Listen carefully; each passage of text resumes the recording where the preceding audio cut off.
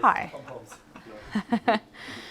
So yeah, as Chris said, my name's Siobhan Durkin. I've been working in Salesforce and kind of the general product management world for about 8 years. So I did a drama degree at uni, then my first job out of uni ended up being the Salesforce administrator and kind of went from there. With some flair though. Oh yeah, absolutely. So yeah, mainly working on CRM projects, communities type projects, mainly on business systems as well, over the past 8 years. And during that time, I've sort of felt that all of the projects I've worked on, the business, the stakeholders, the project team, they want their projects to be really successful. They want to minimise the chance of it all going wrong and turning into one of these disaster projects that they've gone into later and had to fix everything. But often the things that people end up doing end up being quite counterproductive or ineffective. Which brings me on to the A word, which is anti-pattern, not hopefully what you thought. So there's behaviours that I see in Salesforce projects that are really, really common, and they're all trying to address the same kind of issue, as in we want to make sure we get some value for money out of this because it's really expensive, and we want to reduce the chance of it going wrong, which complement each other, but actually they don't end up doing either of those things. So what I wanted to talk about today was 3 anti-patterns as I see them, and some behaviours that in the project team we can start to implement, even if you're in an organisation that doesn't fully embrace Agile or thinks they do but isn't quite doing it. So it's not necessarily a presentation about implementing Agile in your organisation, but about addressing some things that always go wrong in Salesforce projects, and those things happen to come from the world of Agile and lean development. But recognising that most of the time, if you're in the project team, you don't have control over the organisation's project management methodology and how good or bad they are at it. So, anti-pattern number 1, defining through documents and only documents. So you might be doing this if you've been in a project that's running discovery workshops for months, but you haven't even spun up a sandbox yet or a dev org. And maybe you've seen the project plan and there's a UAT test period allocated on the plan and a trainer's coming on at some point towards that time. So you're doing all of your definition through documents. And then maybe if you recognise those, you might recognise these. So lots and lots of documented requirements. Everybody's been discussing, writing things down, and everybody's like, yes, we agree. And then when it comes to it, there's actually something that somebody didn't think of during the requirements stage, or some kind of miscommunication. So as the development team, you think, well, they've changed the requirements, and the business are there thinking they didn't do what they were saying they were going to do. We talked about this. Why didn't they get it? We've told them a million times. And it kind of creates this tension. But actually, the way I see it is what really happened is the fundamental need hasn't changed, but you've kind of gone one loop through this cycle of analysing a problem, designing something for it, creating it, seeing if it works. And actually that's a good thing, because you're a loop closer to getting to the actual core of the problem and what the best solution is for it. The only problem is when you are using just documents to do your requirements definition and you're just talking to people about what they need rather than doing something else, which is maybe showing them examples and prototypes, you tend to only ever get 1 or 2 leaps into that spiral. So you're never getting quite close enough to really solving the core of the problem, and people are always feeling like, oh, it's not quite what I thought, and you're thinking as a development team, I did exactly what you asked me to do. So I think a few ways that we can counter this, even if the organisation isn't fully into Agile and the concept of iterative development, we can start using all of the pre-built components in Salesforce to create demonstrations and enable people to actually interact with the idea that as a development team we have in our head of what we're going to build. even if it's extremely low fidelity and doesn't really work, it's not scalable, it gives people a chance to see what's going on in your head, and that gives them the opportunity to calibrate. Is this where my understanding is as well? Do I think this person has got the problem I'm having and is on the right track to find a solution? And so for the business, it gives them an opportunity to also start identifying, well, if this is potentially what the solution is going to be, what kind of guidance and training are we going to need alongside that? And hopefully what that enables you to do is remove this sort of what I feel is a bit of a trap of user acceptance testing. So I think too often there's this assumption that the first time most of the business is going to see whatever you've built is actually in the UAT stage, and before that maybe just one or two project manager or lead person from each business unit has seen it.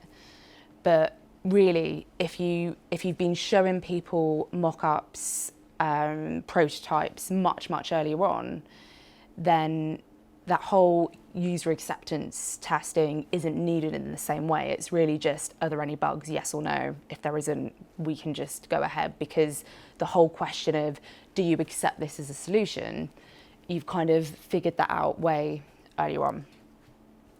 So I think, I mean, has anybody done sort of projects like this before, where instead of writing down all the requirements initially, you start kind of trying to prototype ideas straight away?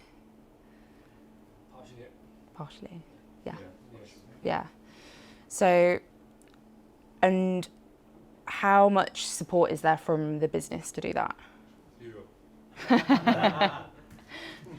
Yeah. For me, the bigger the company, the less you can try to implement common sense.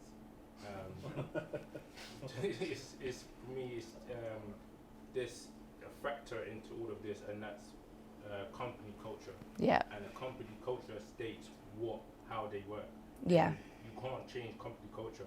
Like, you come in there for 6 months, starting the day or something, they've been living that type of culture way of working for all their life, for 10 years. So to try and change what they do, sometimes you get fought, and then you just have to follow what they want, type of thing. And it's hard to, like you were saying, have different procedures, because you try to do the right thing, you try to go in an agile way, 2-week sprint, get requirements, show it. Sometimes they don't have the time or enough knowledge to give you those requirements, so you have to build something first, show it to them, do they like it, no, add more stuff, and then time and development doesn't correlate. So Yeah. Yeah, sometimes you have the architect who do not know anything about the Salesforce, so they do the design, so you're supposed to follow. So because you're the only Salesforce guy, and if you're a contractor, you're very short term, so you have to be very soft and telling them that's not possible, that's how we can't do things that way, and you're struggling to getting, because we are just interested in our contract rather than getting the proper solution. Because yeah. Obviously, you're there as a contractor. So one of the kind of arguments that I've put forward in these situations is that we're still doing a requirements gathering phase, or we're still doing requirements gathering sessions. I'm just doing it in a different way to how you would do it, and I'm mocking things up, maybe dragging a few things onto a screen, giving people a sense of how it could work. And then out of that, you can create a requirements document which basically points to that prototype. And I found that's a good way of selling it in, because it gives this sense of certainty around, this is what we're going to get, so we're paying money for it, so we want to know exactly what we're going to get, whilst also allowing you to actually show people solutions and therefore hopefully get to a better solution, rather than just talking about stuff, which sounds like everybody agrees isn't the best way to figure out the solution. The other thing that I've found works when trying to sell this idea in is explaining that actually if we are demoing with people much earlier on and potentially bringing in a couple of users who aren't that involved in the project but are going to be users at some point, it gives the business sight much earlier of what training and support is needed. And if it is a high risk project like a re-platforming, if there's lots of integrations, if it's a finance project, it means they can be so much more certain with the actual business cutover plan, and that is a huge advantage to them that you just don't get if you're not seeing how users interact with it earlier on and how much support they need to complete whatever tasks they have to do with the system. So, I forgot one earlier. Relax about refactoring. I think a lot of the time the business will get really hung up on the idea that you might have to do it again. But again, I think if you frame it to them as it's quicker to mock something up and then throw it away, even if it isn't in the end exactly what we're going to do, than it is to keep talking about things. Because actually, if we just talk about it, we're not going to, and you're not seeing anything, it's going to take us so much longer to figure out the best solution. But the flip side of it is like, Yeah. In my past experience, I have come across a project where the client used to sit beside us, Mm-hmm. and then there used to be show and tells, and like proof of concept, everything. But that actually gave client more idea, and there was a huge scope creep there. And then managers, account executives, they were having hard time in negotiating the budget of that project. Right. But then the client, when he saw it, he said like, well, I want it within that budget. How do you deal with that situations? So in scope creep, because people have seen something and they're like, oh, could it also do this? Could it also do this? Yeah. So actually, I'll come to that in the third part of this presentation. So can you ask the question again then, if I forget? Okay, so second anti-pattern, as I see it, is when we can kind of end up stockpiling finished components or config, whatever it is, finished bits of work in a sandbox. And this is happening because you can't refresh your staging sandbox because something's in there and you're worried about it, you're going to lose it, or people are testing in there. You're ending up making lots of changes directly into production, and that might not be necessarily the developers in the room. It often ends up being more admins and people like that who are kind of responding to day-to-day business changes. And maybe you've been building something for more than a month and you haven't actually deployed anything into production. So if these things are happening, then it's probably a case that things are getting stockpiled into a sandbox rather than just getting deployed out into production. And I think this can happen really because the change manager or the business person, whoever's looking at this outside of the IT team or digital team, thinks that, okay, well, I want to manage this business change really carefully because it's a complicated project, lots of moving parts to it, and I want to design the training, create a delivery plan. I'm going to have some really good pieces of staff communication in there. And then on the rollout date, I'll tell IT to switch it on. That's the first point the business is going to see it, and I'll manage all the communications really well, and it'll be great. But what they don't realise is that by you having to keep all of your work back in a sandbox and then other things happening at the same time and potentially being deployed in the meantime whilst they plan this big business change implementation, is that your deployment workflow gets completely screwed, and the whole, what should be ideally a simple deployment ends up not being simple, and actually it's so much of a higher risk to their change management plan than if you had been more empowered to deploy things into production as they were ready and keep a cleaner kind of workflow. So I think in terms of counter behaviours and arguments here, what I've seen is that conceptually people who aren't technical, they see deployment into production and rollout and business change as the same thing, where actually, particularly with Salesforce, they can be decoupled. We know what we can do with permission sets, profiles, visibility, etc. A lot of the time, I don't think there's any reason to keep stuff back when you could deploy it and just keep it behind the scenes, keep it hidden from users if there is a reason actually that you don't want to be showing it to people yet because they haven't been trained on it, or perhaps stuff hasn't been communicated and it's sensitive. So whilst there are reasons that unlike in a agile kind of consumer facing project, you just ship stuff and see if consumers are liking it, you're not necessarily going to get that. You're not looking for that feedback straight away from users. but getting it out of production still has some benefits, and I'm going to come to those in the next, talk more about those in the next bit as well. But yeah, I think the biggest argument again to the business is that they are looking to kind of manage a project really well and have good change management and comms for all the people that are going to be impacted by it.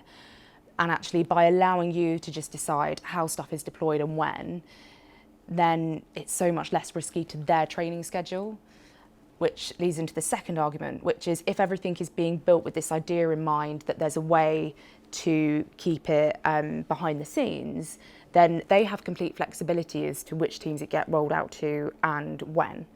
And if you're kind of intending the whole time that as soon as it's turned on, everybody can see it, they don't get that flexibility. They don't get that to change their change plan if the business reacts badly in a way they didn't expect. But this gives them all that flexibility. And more than anything, I just think how stuff is deployed is a technical concern. You're kind of contracting with the business to say this functionality is going to be available to these people on these days. Whether or not it was actually in production beforehand, I don't think is something that necessarily project managers and stakeholders need to be involved with. But again, if you're a contractor, you can't always make that argument. So the third anti-pattern, which sort of brings together the other two in terms of the counter behaviours, is when you end up doing work that doesn't matter. I've just realised there is a word missing on one of these. So when are you doing work that doesn't matter? So when are you doing more than what is actually needed to solve the problem or meet the business need? And normally this, again, is not actually come about because of any of the developers or business analysts. It's to do with other stuff going on in the organisation. But you kind of know it's happening if you're firefighting a load of gaps in functionality or usability on stuff that's already live, but somehow people can't use it, either because there's a key feature missing that wasn't picked up, or because it's something about it is just not that intuitive to people and they're not getting it despite their training. Or 2 months after release, you run a report to see, I wonder how much data somebody's put into this new application, and there's nothing in it, despite it being the highest priority for 6 months. Or there's actually a real change in requirements before release. So it's not a change in everybody's understanding of the requirement and a deeper understanding of it. It's actually, we were building a contract online e-signatures solution, and actually now we've outsourced all contracts because 18 months ago you started building, and since then they've decided to outsource a whole function. So if kind of these things are familiar, then it might be because you're being asked to do more work than is really necessary to solve the problem. And everything instead of the right thing is another way of looking at it. I think if you're in an organisation that is practicing agile and has really good BAs, really good product managers, then you can avoid it.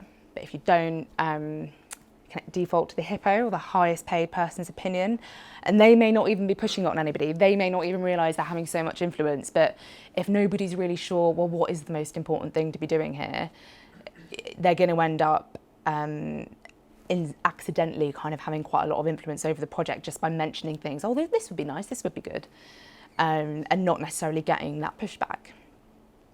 Something I see a lot is when people are kind of tempted by the low-hanging fruit. So the 2x2 prioritization matrix is great. It can be really helpful, but I think often people decide to do stuff, I can't come over there, where the top apple is, when actually I don't think you should go down to that half of it before you've done all of the stuff that's high value, even if some of it is high effort. Because I think you then sort of get this creep into doing lots of little things that aren't really adding value, lots of little changes and add-ons that people are asking for when actually the key problem has already been solved. Or you've got a loud solutionizer, so somebody who's maybe worked in IT before, or they've seen another implementation with somewhere else they've worked, and they're like, I need this, I need 3 checkboxes so I can run a report on X, Y, and Z, and I just want you to do it like that. When are you going to do it? So these kind of things happen, and often they're outside of the control of the project team. But I think that if we can start to do things like where we say, oh, I'm going to show you this prototype instead of writing down everything you've said first of all, just bear with me, I'm going to mock something up. If we start saying, I just want to get this code out because technically if it's in production, it's going to make it so much easier for us to manage the business change when it comes to that stage. If we can start implementing those earlier behaviours, then actually we get much more clarity of the problem and a more focused solution, because you have shown people an actual thing. And so if they're saying it needs to do X, Y, and Z, it's harder for them to argue that if you can show them something and say, well, actually it does what you're saying the key business need is. And in doing that, you're forcing a reevaluation of priorities. You're like, well, we've actually already met these needs. Do we need to keep going and enhancing this feature more and more? Or should we move on to the next thing and then maybe come back to making this more sophisticated later? And also people are seeing earlier payback, which everybody loves, because companies don't like carrying this huge cost on their balance sheets that's kind of being deprecated over 5 years or something. That's not good for anybody. And I think, going back to your point, it can be a really hard thing to sell if you do have people in the organisation that have this vision that's like, we want to do all of these things and we want to do all of them in the most sophisticated way possible. And that is genuinely where I found story maps can be really, really helpful. So if it's not user stories, it could be anything. It could be feature maps, idea maps, whatever. Just kind of a visual that helps people see that there's a breadth and a depth to functionality, and that your first release could just be those first 3 tickets on the left. They could be the first 3 tickets on the right, but actually let's do all of the top line before we start going further down. And this to me is one of the kind of best tools I've had when trying to convince people that we don't need to do everything. Oh yeah, sorry. Yeah. So I agree, this is a good thing, and it's basically like Jira tickets. Yeah. But again, with big companies, you tend to get Jira tickets with one-liners. Yeah. And for example, you might draw an analogy. They will say, "Build me a car," and so you start building a car, but you build a Ford, and then they say, "Why are you building a Ford? I wanted a Ferrari. I wanted to get from A to B the fastest. Why are you building me a Ford?"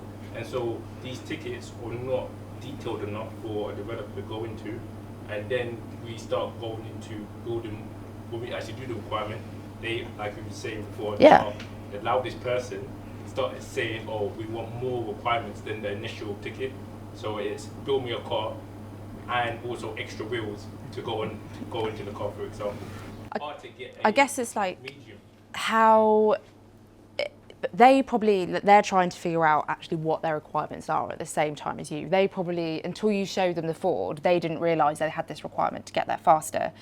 And so I guess the question is, and I do think Salesforce puts us in a really position to do this, what's the lowest fidelity version of the solution that you can show them to trigger those thoughts? Because people don't have the knowledge that like people in the business don't have all the same knowledge as the technical people, so they are just not going to naturally come up with all their requirements. They're not even going to realise they had a requirement until you tell them it isn't possible. So I think it's like, if you can draw them a picture of a Ferrari without actually building a Ferrari or anything like that, then it's going to trigger or a Ford rather in this situation, it's going to trigger a thought process where they're like, oh well, hang on, if he actually goes and builds that, he would end up not making a Ferrari, and actually I've just realised from seeing that what I really need is a Ferrari. So, and it's tough, because I think if you don't have product managers in the team, if you don't have kind of somebody at a senior level pushing back, it does end up falling to the developers to kind of have these conversations. The business will prioritise that in their strategy, these are the projects we should work on, but it's that prioritising within the project and within the features that then they just, like, I think gets lost. So I guess I do think with Salesforce, there are ways to very quickly convey the solution, that you have the conversation about the requirements and best efforts for them to tell you what the acceptance criteria are. You make your best efforts to say, I've heard your core needs, and actually this is what I think you need, and it's not quite what you said. And then hear that feedback. And I guess I've made the mistake in the past of getting really frustrated as soon as somebody starts to solutionise. Of course it's annoying, but at the end of the day, it's a frame of reference people have. So it's, if we can tap into like, why are they saying that I want it to be like that website? What is it about that website they actually care about? Oh, okay, I get it. It's because it's got this really funny monkey on it. So actually what they're after isn't a really complicated single sign-on solution. They just want a funny image. Great, I'll go on People Per Hour and get somebody who's really good at that. So I think if we can work out the lowest fidelity way, as in the lowest effort way of showing somebody the solution we're thinking of without actually having to do the work, then it will trigger that thought process and you'll get that feedback and you'll get to those requirements. But in an agile game, there's a key here. Yeah. Because in agile there's something called a user story. And I'll give an example. As an office manager, I want to be able to print stuff out on the printer so that I can give my assistant some stuff, and then you've got an acceptance criteria. Now very often, I've seen it happen all the time, is the business, and even the IT team get very well, I want a Ferrari because I want to get from A to B faster, and here's the acceptance criteria, the speed of the Ferrari, the colour, the windows, the glass. But the big one that's always empty is so that. Yeah. Why do you want that Ferrari? Why do you want to be there faster? Why do you want it in red? And that's the bit everyone ignores, because suddenly everybody's head is in the solution box. They're going, right, we've got it sorted, it's signed off now. It looks like a Ferrari, it's red, it's got these big wheels, it's got these 0 to 60 in 4 seconds. But why? What's the so that? Well, so that I can take my granny to the football. Oh, well, now that you mention, it's just because you wanted to take your granny to the football, and then suddenly the design team could come up with a completely different thing that maybe nobody even thought about. So therefore, when you're teasing these questions out, as that requirement person, what's the so that? Yeah, I think the so that is really important, because it might, printer. yeah. I want a printer, I've got a requirement for a printer. No, you don't have a requirement for a printer, that's a solution. But what is the requirement? And yeah, I think, and asking the so that, like, accept the fact they're talking to you about a solution, it's a frame of reference they have, that's how people tend to express themselves, is by comparisons and things like that. It's okay. I used to get really annoyed about it, but I try not anymore. But yeah, if it's like, exactly as you say, you're tapping into the so that, what is it about a printer that you think you need so much? And then suddenly you kind of can get so much further into it. Repeating the question like an interview, and then suddenly 5 or 6, you annoy people, but then suddenly you get to that, that's what you're trying to do.